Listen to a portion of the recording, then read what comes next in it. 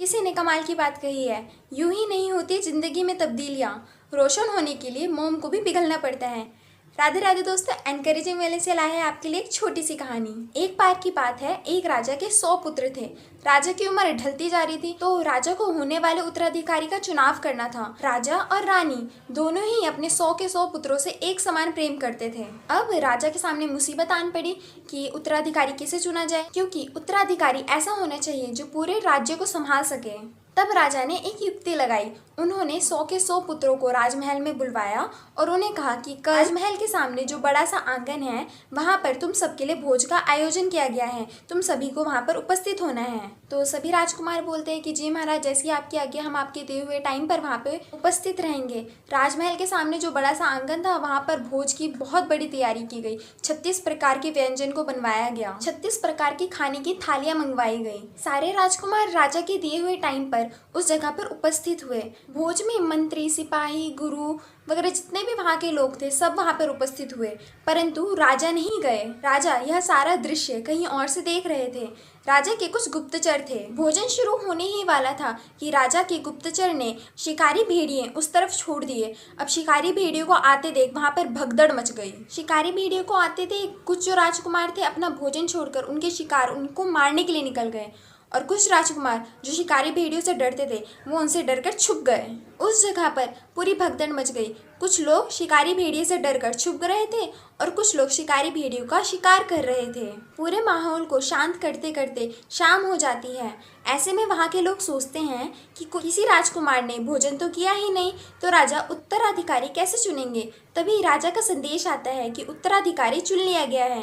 कल राजमहल में कौन अगला उत्तराधिकारी है, इसके बारे में बता दिया जाएगा। इस संदेश को सुनने के बाद सभी लोग शॉक में रह जाते हैं कि भोजन तो किसी ने किया ही नहीं, तो उत्तराधिकारी कैसे चुन लिया गया। अगले दिन राजमहल में सभा लगती है। उनके 100 के 100 पुत्र वहां पर उपस्थित होते हैं। राजा भी उपस्थित होते हैं, रानी भी उपस्थित होते हैं, बाकी सभी महाजन उपस्थित होते हैं। राजा अपने सभी पुत्रों से एक ही सवाल पूछते हैं, क्या तुमने भोजन किया था। तो ज्येष्ठ जो होते हैं, ज्येष्ठ जो भाई होते हैं, वो बोलते हैं सबसे पहले कि नहीं महाराज, मैं भोजन नहीं कर पाया। हमारे सिपाही इतने कामचोर हो गए हैं कि उन्होंने शिकारी भेड़ियों को आते देख उन्हें पकड़ा नहीं, उन्हें उल्टा हमारी तरफ छोड़ दिया, और सभी को बचाने के लिए मुझे उनका शिकार करने के लिए जाना पड़ा। 5-6 को तो मैं ही मार कर आया हूँ। इन सब के बीच में भोजन नहीं कर पाया। उसके बाद उनसे छोटे वाले भाई बोलते हैं कि नहीं महाराज, मैं भी भोजन नहीं कर पाया।